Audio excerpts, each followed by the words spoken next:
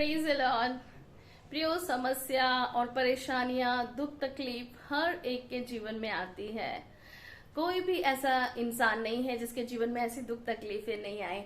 लेकिन मेन बात यह है कि जब समस्या और परेशानियां या दुख तकलीफ जब हमारे जीवन में आती है, तब हमारा एक्शन क्या होता है, हम क्या करते हैं उस परिस्थिति में।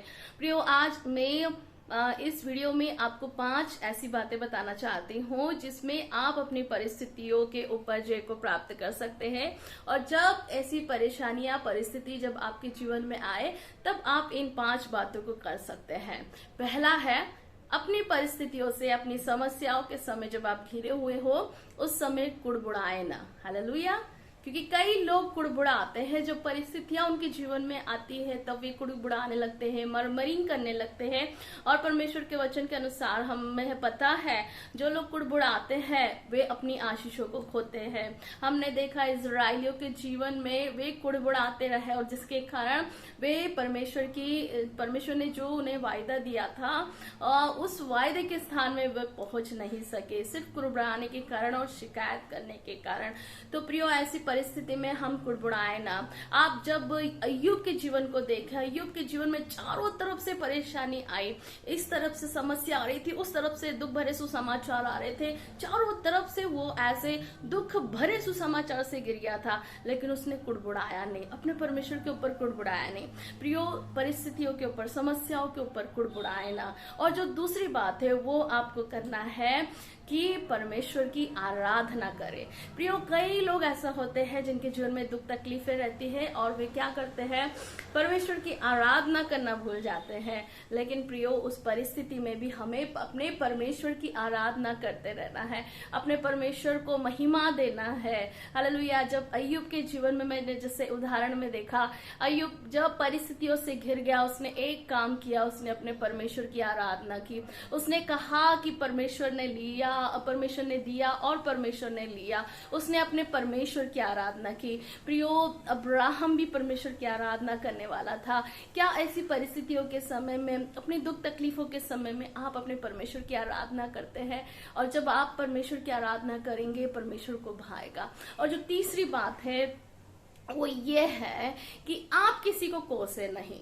जब आप ऐसी दुख तकलीफों में जाते हैं, तब अधिकतर लोग क्या करते हैं, कोसते हैं। अरे, उसके कारण ऐसी समस्या आई है, इसके कारण ऐसी समस्या आई है। लेकिन प्रियो, उस समस्या के समय आप किसी को कोसे नहीं, लेकिन आप परमेश्वर में बने रहे, प्रभु के वचन में बने रहे। यूसुफ का जीवन हमारे लिए बहुत अच्छा उदाहरण है। यूसुफ के भाइयों ने उसे गड्ढे में डाल दिया, उसको बेच दिया, उसके साथ क्या कुछ नहीं किया। यहाँ तक कि जब वो ऐसे देश में भी गया, जब वो देश उसको जानता नहीं था, उस देश में भी जब वो बंदी बनकर रहा, उस समय भी उसने किसी को भी नहीं कोसा। खूबी जो यूसुफ के जीवन में थी वो यही थी कि उसने किसी को भी कोसा नहीं। उसने कभी भी, परमेश्वर का वचन कभी भी ये नहीं बताता कि यूसुफ ने परमेश्वर से शिकायत की हो या उसको कोसा हो कि प्रभु, मेरे भाइयों ने मुझे ऐसा किया है, मेरे भाइयों के कारण आज मैं ऐसी परिस्थिति में हूँ। मतलब उसने अपने भाइयों को नहीं कोसा।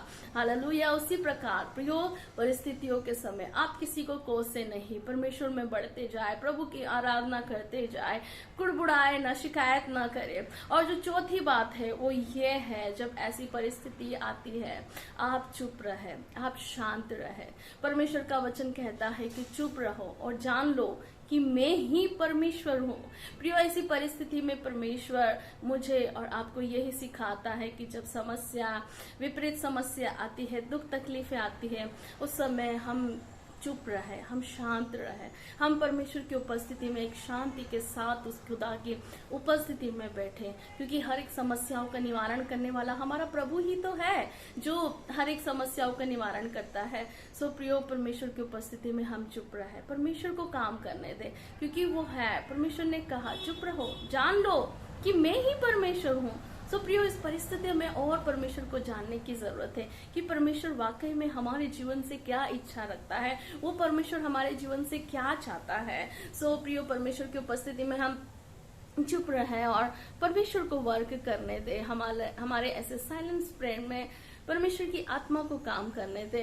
और प्रियो परमेश्वर अद्भुत परमेश्वर है, परमेश्वर प्यारा परमेश्वर है, और वो ऐसे समय में, ऐसी परिस्थितियों में आपको अपनी प्यारी उपस्थिति से परमेश्वर भर देगा और आपके जीवन को वो तरोताजा कर देगा। सो प्रियो, ऐसी दुख परिस्थिति में आप परमेश्वर की उपस्थिति में चुप रहे।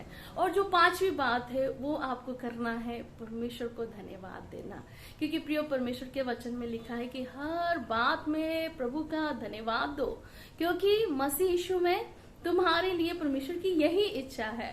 सो प्रियो, परमेश्वर की तो यही इच्छा है कि हम हर बात में, हर परिस्थितियों में, हमारे दुख तकलीफों में हम परमेश्वर को धन्यवाद दें, क्योंकि परमेश्वर भला है और वो हमारा फ्यूचर जानता है, वो हमारा अतीत, सब कुछ परमेश्वर को पता है। इसलिए हमें ये विश्वास होना चाहिए कि हमारा परमेश्वर हमारी जिंदगी के लिए भलाई करेगा। इसलिए उस परिस्थिति में आप परमेश्वर को धन्यवाद दें। ये जो परिस्थिति आई है उस परिस्थिति के लिए भी खुदा को धन्यवाद दे, खुदा को महिमा दे। हो सकता है परमेश्वर इसके द्वारा आपको कुछ अच्छा सिखाना चाहता हो, या परमेश्वर आपको एक लेवल और ऊंचा उठाना चाहता हो। Praise the Lord. सो प्रियो, हर बात में जैसे परमेश्वर का वचन कहता है कि जो उससे प्यार करते हैं उनके लिए सब बातें मिलकर भलाई को उत्पन्न करती है। इसलिए प्रियो, आपकी ऐसी परिस्थिति, दुख तकलीफें आपके जीवन में भलाई को लेकर आएगी। इसलिए प्रियो, परमेश्वर को धन्यवाद दे, और इन 5 बातें आप अपनी परिस्थितियों में करेंगे तो सच में मुझे यकीन है कि आप अपनी समस्याओं से, आप अपने दुख तकलीफों से ओवरकम हो सकते हैं। सो प्रियो, कुड़बड़ाए ना और परमेश्वर की आराधना करे, किसी को कोसे नहीं, चुप रहे परमेश्वर की उपस्थिति में, परमेश्वर को काम करने दे, और जो 5वीं बात है वो है धन्यवाद दे। सो प्रियो, परमेश्वर इस छोटे से इंकरेजमेंट वीडियो के द्वारा खुदावंद आपको आशीषित करे। Hallelujah. God bless you all.